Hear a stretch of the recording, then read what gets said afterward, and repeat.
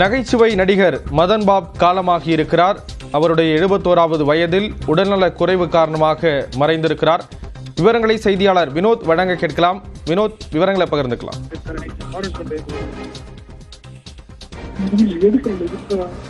புற்றுநோய்க்கு சிகிச்சை பெற்று வந்த நிலையில் நடிகர் மதன் பாப் காலமாகி இருக்கிறார். இது தொடர்பான விவரங்களை செய்தியாளர் வினோத் வழங்க கேட்கலாம். வினோத், விவரங்களை பகிர்ந்துக்கலாம்.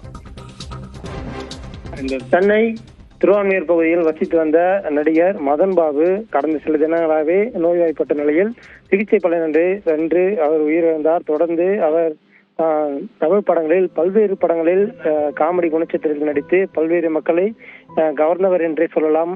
குறிப்பாக அவருடைய சிரிப்பு தமிழக சினிமா துறையை சேர்ந்த ரசிகர்களுடைய ரசிகர்களுக்கு மிக ஒரு முக்கியமானதாக சொல்லலாம். இவருடைய அடையாளமே அவருடைய சிரிப்பு தான் என்று சொல்ல வேண்டும். அப்படி தன்னுடைய சிரிப்பால் மக்களை ஈர்த்தவர் என்று சொல்லக்கூடிய ஒரு முக்கியமான நாள். குறிப்பாக அவர் பூவே உனக்காக, கண்ணுக்குள் நிலவு, ஃப்ரெண்ட்ஸ், உன்னிடத்தில் என்னை கொடுத்தேன், சிங்கம் 2, சாகசம், மாப்பிள்ளை, சுறா, காவலன், ஆனந்த தாண்டவம், ஜித்தன், குஷி, வசூல் ராஜா MBBS, யூத், பம்மல் கே சம்பந்தம் உள்ளிட்ட 60க்கும் மேற்பட்ட திரைப்படங்களில் முக்கிய கதாபாத்திரத்தில் நடித்துள்ளார் இவர்.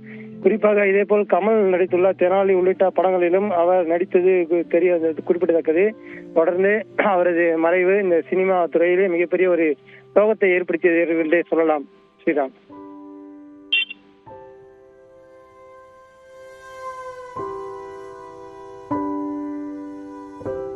தொடர்ந்து இது தொடர்பான இரங்கலை பதிவு செய்வதற்காக நடிகர் சுட்டி அரவிந்த் நம்மோடு இணைப்பில் இணைந்திருக்கிறார். அவரிடம் பேசலாம். சார், வணக்கம் சார். வணக்கம் சார். வணக்கம் சார். நடிகர் மதன் பாபு அவர்கள் காலமாகி இருக்கிறார். புற்றுநோய் காரணமாக சிகிச்சை பெற்று வந்த நிலையில மரணம் அடைஞ்சிருக்கிறார். திரைத்துறைக்கு எந்த அளவுக்கு இது பேரிழப்பு? ரொம்ப ரொம்ப பெரிய இழப்பு தான். ஏன்னா எப்பயுமே சிரிச்சுட்டே பாசிட்டிவா இருக்கிற மனிதன் தான் நம்ம திரையில மட்டும் இல்ல, நார்மலாவும் அவங்கள பார்க்கணும். நாங்க 2005 2006 தொலைக்காட்சியில முதல்ல வந்தப்ப எங்களுடைய காமெடி நிகழ்ச்சிக்கு அவர் தான் ஜட்ஜா இருந்தாரு. ஸோ அப்ப நாங்க ரொம்ப புதுசு, டிவிக்கும் சரி வெளி உலகத்துக்கும் சரி.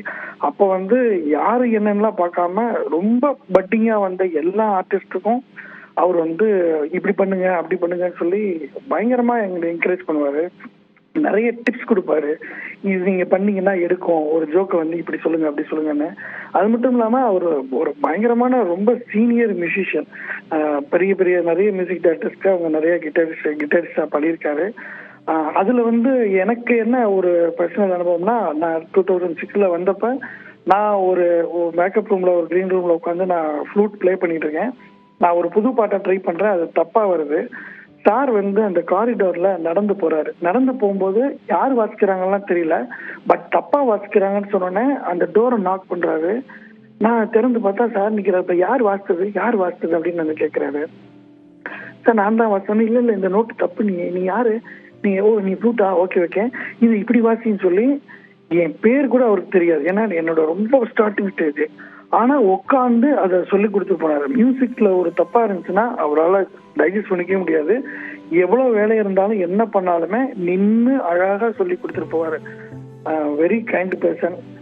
புதுசா வரவங்களுக்கும் சரி பழசா வரவங்களுக்கும் சரி ரொம்ப ஈக்குவலா எல்லாத்துக்கும் ஒரு ரெஸ்பெக்ட் கொடுத்து சின்ன சின்ன விஷயங்களையும் அழகா சொல்லக்கூடிய ஒரு அழகான ஒரு மனிதர். எங்களுக்கு ஒரு பெரிய இன்ஸ்பிரேஷனா இருந்தவர். இன்னைக்கு நம்ம கூட இல்லைன்னு நினைக்கும் போது ரொம்ப பெரிய ஒரு வருத்தமா இருக்கு இந்த இடத்துல. கண்டிப்பா சிரிப்பினுடைய அடையாளமா இருக்கக்கூடிய நபர் அவர். அவருடைய சிரிப்பு அப்படிங்கிறது ஒரு அடையாளமா இருக்கும். சிரிப்பினுடைய முக்கியத்துவம் குறித்தும் பல இடங்கள்லையும் பேசக்கூடிய நபர். அவருடைய சிரிப்புக்கான அந்த காரணம் அப்படிங்கிறது எப்படி பாக்குறீங்க? அவருடைய திரை வாழ்க்கையில முக்கியமான விஷயமா இதெல்லாம் குறிப்பிட வேண்டியது இருக்கு. இது ஒரு தடவை அவரே ஷேர் பண்ணதான். அவரு தொடர்ந்து பேசும்போது ஒரு சில வார்த்தைகளுக்கு இடையில ஒரு சின்ன ஒரு ஸ்டே இருந்துட்டே இருக்கும். அதை மறைக்கிறதுக்காக தான் நான் சிரிக்க ஆரம்பிச்சேன்னு சொல்லி விளையாட்டா சொன்னாரா சீரியஸா சொன்னாரான்றோம்.